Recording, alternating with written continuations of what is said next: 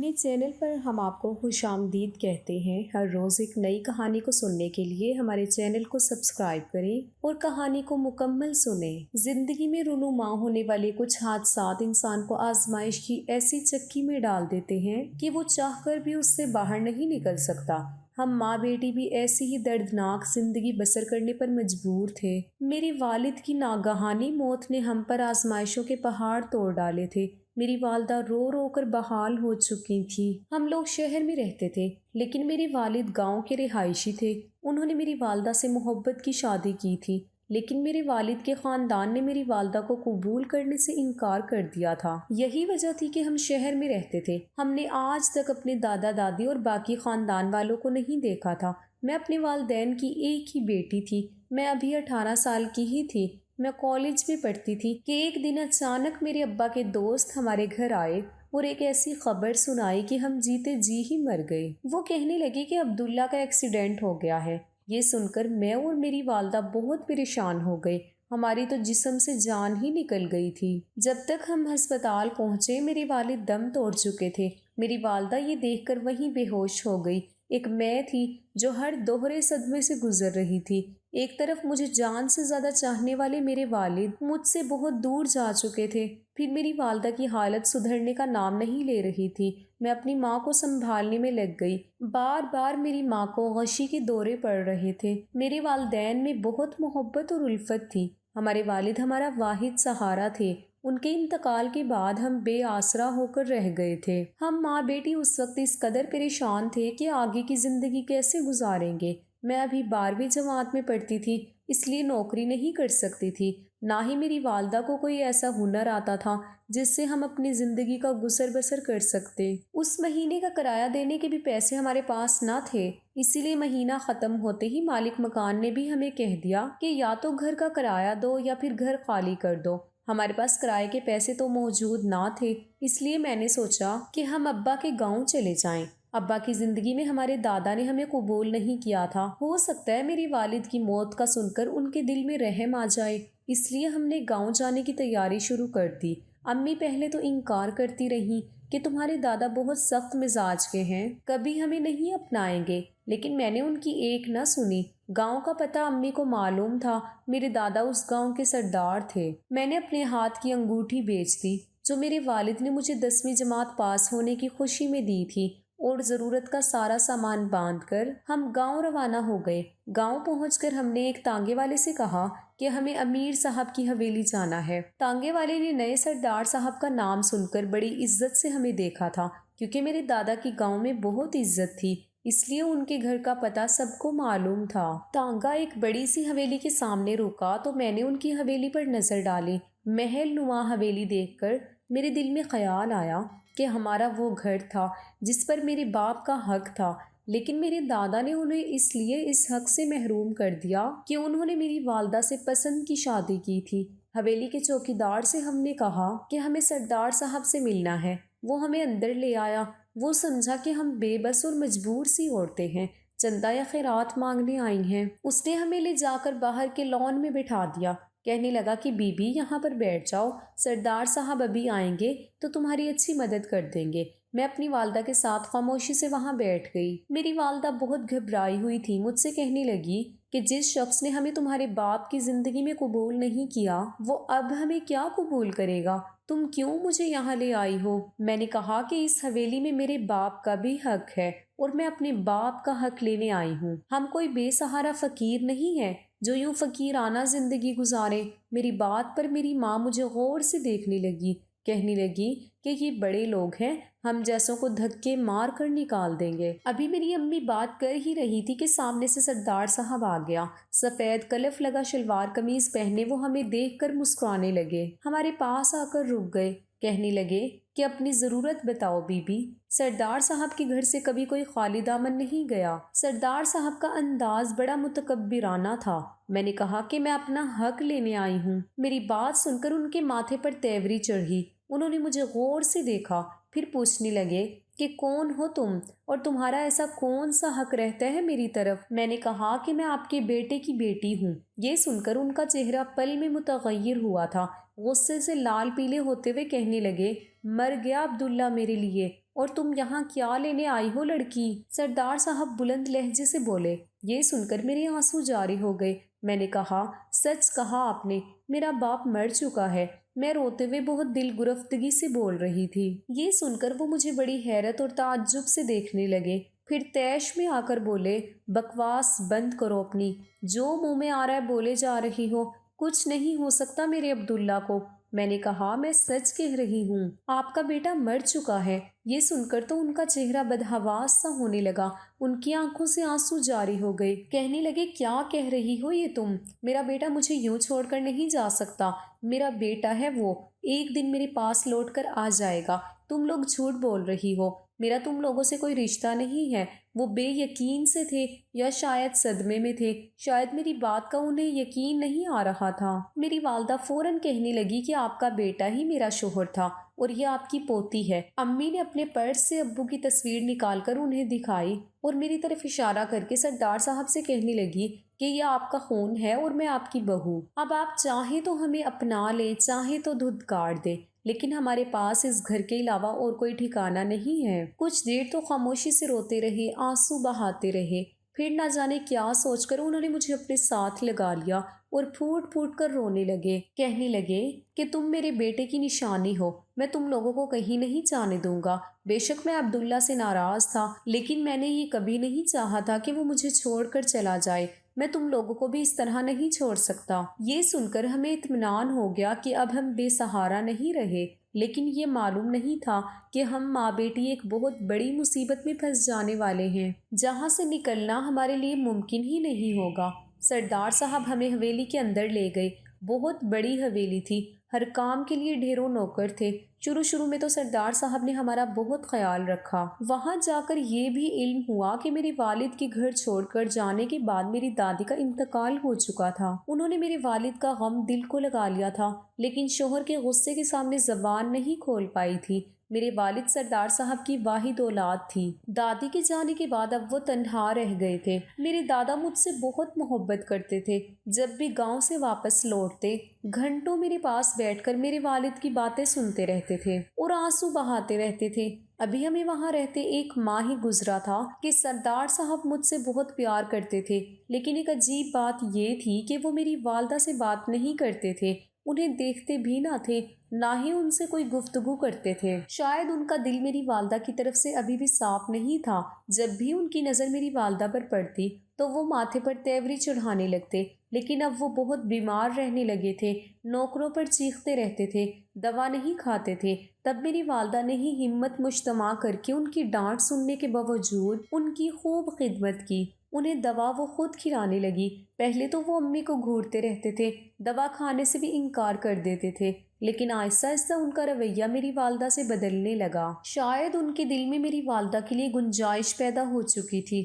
اب وہ رات کو جب بھی دوائی کھانے لگتے تو میری والدہ سے ہی کہتے کہ مجھے آ کر دوا کھلا جاؤ۔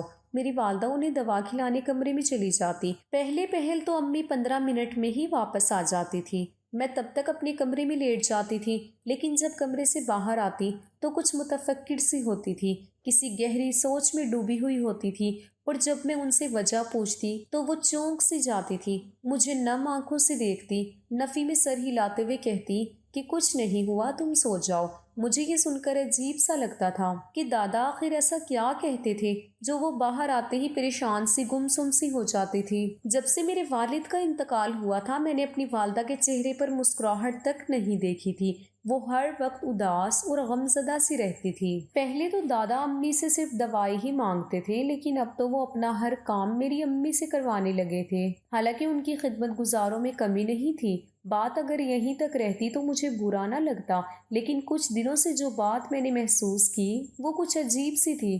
رات کو جب دادا امی سے دوا مانگتے اور امی ان کے کمرے میں چلی جاتی تو جب وہ واپس آتی تھی تو وہ رو رہی ہوتی تھی، اور اب تو دادا کے کمرے میں امی کو گھنٹے لگ جاتے تھے۔ میری والدہ رات کو میرے ساتھ میرے کمرے میں ہی سوتی تھی۔ جب تک امی دادا کے کمرے میں رہتی مجھے نیند نہیں آتی تھی، بس میں یہی سوچتی رہتی تھی کہ ایک دوا دینے میں کون سا ٹائم لگتا ہے، 10 منٹ یا 15 منٹ، لیکن میری ماں 1-2 گھنٹے وہاں دادا کے کمرے میں کیا کرتی رہتی تھی۔ اور دوسری حیران کن بات میرے لیے یہ تھی کہ میرے دادا کا رویہ میری ماں سے بہت بدلنے لگا تھا۔ وہ انہیں بہت اہمیت دینے لگے تھے، لیکن میری والدہ ان کے سامنے ہمیشہ ڈری سہمی سی رہتی تھی۔ حیرت کا جھٹکا مجھے اس وقت لگا جب انہوں نے کہا کہ تمہاری ماں آج کے بعد عورتوں کی سردارنی ہے، عورتوں کے مسائل کو اب وہی دیکھا کرے گی۔ مجھے لگا تھا کہ یہ بات سن کر میری والدہ خوش ہو جائیں گی، خدا نے انہیں ان کا مقام واپس لوٹا دیا ہے، مگر وہ پھر بھی افسردہ سی رہتی تھی، ہر وقت نہ جانے کیا سوچتی رہتی تھی۔ میرے لیے یہ بات بہت خوشی کی تھی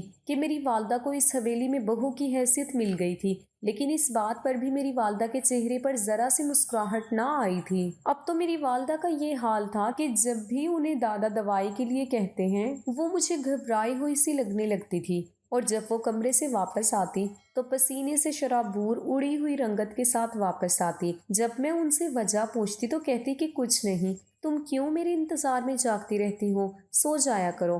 میں نے کہا کہ جب تک آپ میرے پاس نہیں آ جاتی مجھے نیند نہیں آتی۔ نہ جانے کیوں میری اس بات پر وہ مجھے بڑے غور سے دیکھتی ہے اور پھر پیار سے میرے سر پر ہاتھ پھیرنے لگتی۔ ایک بار میری آنکھ کسی کی سسکیوں کی آواز سے کھلی۔ میں نے دیکھا میری والدہ جائے نماز بچھائے رو رہی ہیں۔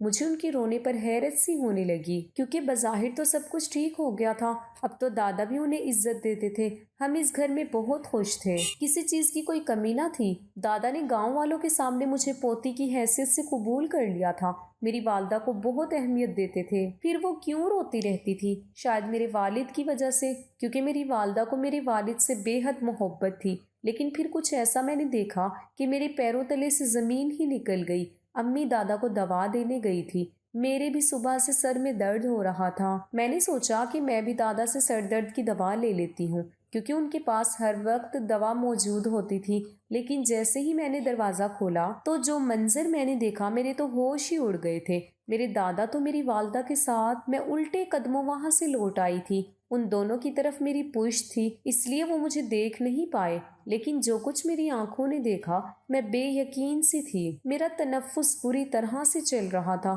ایسا کیسے ممکن تھا؟ نہ جانے کیوں میری آنکھوں سے آنسو بہنے لگے۔ جو کچھ میری آنکھوں نے دیکھا تھا، اب میں آگے ایسا سوچ بھی نہیں سکتی تھی۔ میں اپنی ہی سوچ کی تردید کرنے کی کوشش کر رہی تھی کہ ایسا نہیں ہو سکتا ہے میری نظروں کا دھوکہ ہو، کیونکہ کبھی کبھی ایسا بھی ہوتا ہے کہ جو ہماری آنکھیں دیکھتی ہیں وہ سچ نہیں ہوتا، اور جب سچ سامنے آئے تو ہمیں اپنی آنکھوں کے دیکھنے کے انداز پر افسوس ہونے لگتا ہے۔ جب امی رات کو کمرے میں آئی تو اپنے آنسو صاف کر رہی تھی۔ جب میرے پاس آ کر لیٹ گئی تو میں نے پوچھا، امی آپ جب بھی دادا کو دوا دے کر آتی ہیں تو روتی کیوں ہے؟ کہنے لگی، سمجھ لو میری قسمت ہی ایسی ہے۔ میں نہیں جانتی تھی کہ وہ مجھ سے سچ کیوں نہیں کہہ رہی، کیونکہ جب میں نے اچانک سے دروازہ کھولا تھا تو دادا امی سے کہہ رہے تھے کہ اگر امی نے ان کی بات نہ مانی تو وہ انہیں گھر سے دھکے دے کر نکال دیں گے۔ میری والدہ ان کے سامنے ہاتھ جوڑ رہی تھی، روتے ہوئے کہہ رہی تھی کہ جو وہ چاہتے ہیں وہ ایک ناجائز عمل ہے۔ میں آپ کی بہو ہوں، آپ کے بیٹے کی بیوی، آپ کیسے میرے ساتھ یہ ظلم کر سکتے ہیں؟ آپ میرے باپ کی جگہ ہیں، خدارا مجھے عزت سے اس گھر کے ایک کونے میں پڑا رہنے دیں۔ میرے انکار پر آپ مجھے غصے سے نکال دیں گے تو میں اپنی جوان بیٹی کو لے کر کہاں جاؤں گی؟ میری ماں رو رو کر میرے دادا سے التجا کر رہی تھی۔ اس سے زیادہ میری سماعت میں مزید کچھ سننے کی گنجائش نہیں تھی۔ میں واپس کمرے میں لوٹ آئی تھی۔ جس قسم کی باتیں میں نے سنی تھی اور جس قدر میرا دادا میری ماں پر آج کل مہربانیاں کر رہا تھا اور میری والدہ گمسم سی ہو چکی تھی، اس خیال نے میرے اندر سے جان نکال دی تھی۔ ابھی میں اس الجھن سے نکلی بھی نہ تھی کہ ہمارے گھر کی ملازمہ نے میرے شک کو یقین میں بدل دیا۔ وہ ملازمہ کہنے لگی کہ سردار صاحب جیسے نظر آتے ہیں ویسے ہیں نہیں، بہت رنگین مزاج کے ہیں، جوانی میں تو غیر عورتوں کے ساتھ تعلقات بھی تھے، اب گاؤں والوں کی نظر میں شریف بنتے پھرتے ہیں، لیکن اگر اس عمر میں بھی عیاشی کا موقع ملے تو چھوڑتے نہیں ہیں۔ اللہ بچائے ایسے لوگوں سے۔ وہ کانوں کو ہاتھ لگانے لگی۔ یہ سن کر تو میرا غصہ بھرنے لگا تھا۔ کیا انہیں رشتوں کا تقدس بھی بھول گیا ہے؟ مجھے اپنے دادا سے نفرت سی محسوس ہونے لگی تھی۔ اب تو جب بھی امی دادا کے کمرے میں جاتی میں بے چین سی ہونے لگتی تھی۔ میری والدہ نے ایک بار مجھ سے ڈھکے چھپے لفظوں میں کہا کہ تم ذرا اپنے دادا سے دور ہی رہا کرو۔ میں اس بات پر چپ سی رہ گئی۔ اب تو مجھے واقعی سردار صاحب کے کردار پر شک سا ہونے لگا تھا۔ پھر ایک بار میں لاؤنج میں بیٹھی تھی تو سردار صاحب کسی سے فون پر بات کر رہے تھے۔ کسی سے کہہ رہے تھے کہ شادی پر میں تب آؤں گا جب ناچ گانے کا انتظام ہوگا۔ تم تو جانتے ہو کہ میں اپنی عمر کو نہیں دیکھتا، میرا دل تو ابھی تک جوان ہے۔ وہ ہنستے ہوئے اپنی ایک گھٹیا عادت کا ذکر اپنے دوست سے بڑی بے باکی سے ذکر کر رہے تھے۔ انہیں تو ایسی باتیں میرے سامنے کرتے ہوئے شرم بھی نہیں آ رہی تھی۔ میں ناگواری سے وہاں سے اٹھ کر چلی گئی۔ ایک دن سردار صاحب میرے پاس آئے، کہنے لگے کہ میری خواہش ہے کہ تم اپنی تعلیم جاری رکھو، اسی لیے میں تمہارا داخلہ کالج میں کروانا چاہتا ہوں۔ اور دوسری بات یہ کہ میری حویلی میں کمروں کی کمی نہیں ہے۔ یہ تم کیا ہر وقت اپنی ماں کے ساتھ ساتھ رہتی ہو؟ کل میرے ڈرائیور کے ساتھ جا کر کالج میں اپنا داخلہ کروا آنا اور خود کو عادت ڈالو اکیلے کمرے میں سونے کی۔ میں تمہارے لیے ایک الگ کمرہ سیٹ کروا دیتا ہوں۔ میں نے دل میں سوچا تاکہ میں اپنی ماں سے الگ ہو جاؤں، تاکہ آپ کو کھلی چھٹی مل جائے، لیکن ہم دونوں ماں بیٹی اس وقت بے بس اور مجبور تھے۔ میں سردار صاحب کے ساتھ سخت لہجے میں بات نہیں کر سکتی تھی، اسی لیے میں نے آرام سے کہا کہ مجھے اپنی والدہ کے ساتھ ہی کمرے میں رہنا ہے، مجھے ان سے الگ رہنے کی عادت نہیں ہے۔ لیکن انہوں نے تو میری ایک نہ سنی اور 2 دن میں میرا کمرہ حویلی کے اوپر کی منزل میں منتقل کر دیا۔ میری والدہ بھی اپنی جگہ پریشان تھی، لیکن لب ان کے بھی خاموش ہیں۔ میں اوپر کے کمرے میں چلی تو گئی تھی، لیکن یہ بھی سوچ چکی تھی کہ رات کو نیچے اپنی والدہ کے کمرے میں چلی جاؤں گی۔ رات کو جب سب سو چکے تھے تو میں نیچے اپنی والدہ کے کمرے کے پاس کھڑی ہو گئی، لیکن مجھے حیرت اس وقت ہوئی جب میری والدہ کا کمرہ لاک تھا۔ پہلے تو مجھے کچھ تسلی ہو گئی کہ چلو امی نے اچھا کیا کہ دروازہ لاک کر لیا، لیکن سچ تو کچھ اور ہی تھا۔ میں واپس اپنے کمرے میں چلی گئی۔ صبح مجھے کالج جانا تھا۔ میں تیار ہو کر جب نیچے اتری تو یہ دیکھ کر دنگ سی رہ گئی کہ میرے دادا میری والدہ کے کمرے سے باہر نکل کر اپنے کمرے میں چلے گئے۔ میرا دل تو دھک سے رہ گیا تھا۔ تو کیا وہ رات بھر میری ماں کے ساتھ؟ میرا سر بری طرح سے چکرا گیا تھا۔ مجھے لگا پوری حویلی میری آنکھوں کے سامنے گھوم گئی تھی۔ میری ماں صرف میری خاطر یہاں پر رہنے پر مجبور تھی تاکہ میں عزت سے رہ سکوں، اور میری خاطر جو قیمت وہ ادا کر رہی تھی، یہ سوچ کر تو میری روح فنا ہونے لگی۔ میں سوچ چکی تھی کہ اب اپنی ماں کو مزید آزمائشوں میں نہیں ڈالوں گی۔ رات کو میں دیر تک نیچے اپنی والدہ کے کمرے میں بیٹھی رہی، ادھر ادھر کی باتیں کرتی رہی۔ اس کے بعد انہیں ایک گلاس دودھ کا دیا اور میں نے کہا کہ آپ کو اپنی صحت کی بالکل پرواہ نہیں ہے، اور وہ دودھ زبردستی انہیں پلا دیا۔ میں دودھ میں نیند کی گولی ڈال کر لائی تھی، اس لیے وہ دودھ پیتے ہی امی کچھ ہی دیر میں سو گئی۔ میں نے جلدی سے اپنی والدہ کا ایک لباس الماری سے نکالا اور پہن لیا، دوپٹہ لے کر تھوڑا سا گھونگھٹ نکال لیا کہ میرا چہرہ صاف نظر نہ آ سکے۔ میری شکل بھی اپنی والدہ سے بہت مشابہت رکھتی تھی۔ میں دادا کے کمرے میں چلی گئی۔ دادا کے کمرے میں نائٹ بلب جل رہا تھا۔ میں نے اندر آ کر دروازہ بند کر دیا۔ دادا یہی سمجھے کہ امی آئی ہیں، مجھ سے کہنے لگے میں دوا کھا چکا ہوں، اب میرے پاس آؤ، میں نے بہت انتظار کر لیا تمہارا، اب میں مزید صبر نہیں کر سکتا۔ دادا کی خباثت مجھ پر کھل گئی تھی۔ میں ان کے پاس چلی گئی۔ اس کے بعد جو کچھ انہوں نے مجھ سے کہا، میرے ہوش ہی اڑ گئے۔ میری والدہ میرے سامنے بیٹھی رو رہی تھی۔ دادا مجھے اور میری والدہ کو دیکھ رہے تھے۔ مجھ سے کہنے لگے میں سوچ بھی نہیں سکتا تھا کہ میری ہی پوتی میرے ساتھ ایسا کھیل بھی کھیل سکتی ہے۔ میں شرمندہ سی نظریں جھکا کر بیٹھی تھی۔ جب میں ان کے کمرے میں گئی تھی تو انہوں نے مجھے میری والدہ سمجھ کر کہا تھا کہ میں انہیں ان کی بات کا جواب ہاں میں دوں۔ وہ میری والدہ کی دوسری شادی اپنے بھتیجے سے کروانا چاہتے تھے۔ کہتے تھے کہ میری والدہ ابھی اتنی بوڑھی بھی نہیں ہوئی کہ میرے والد کے نام پر بیوہ بن کر زندگی گزارے، کیونکہ آج نہیں تو کل وہ میری بھی شادی کرنے کا ارادہ رکھتے تھے، کیونکہ ان کا کہنا تھا کہ اب وہ بیمار رہنے لگے ہیں اور ان کے مرنے کے بعد میری والدہ کہیں پھر سے بے سہارا نہ ہو جائے، اس لیے اپنی زندگی میں ہی وہ میری اور میری والدہ کی شادی کروانا چاہتے ہیں۔ اسی لیے جب میری والدہ ان کے کمرے میں ان کو دوا دینے جاتی تھی تو وہ میری والدہ سے اسی بات پر بحث کرتے تھے۔ میری والدہ میری والد سے بہت محبت کرتی تھی، اسی لیے دوسری شادی پر وہ راضی نہیں ہو رہی تھی۔ میرے دادا اب مجھے تعجب سے دیکھ رہے تھے کیونکہ جب انہوں نے مجھے میری والدہ سمجھ کر پوچھا تو ساتھ ہی اپنا لیمپ آن کر دیا۔ امی کے کپڑوں میں مجھے دیکھ کر وہ آگ بگولا سے ہو گئے۔ جب مجھ سے پوچھا کہ میں کیوں اس حلیے میں آئی ہوں تو میں نے جھجکتے ہوئے انہیں وہ سب بتا دیا جو میں سوچ رہی تھی۔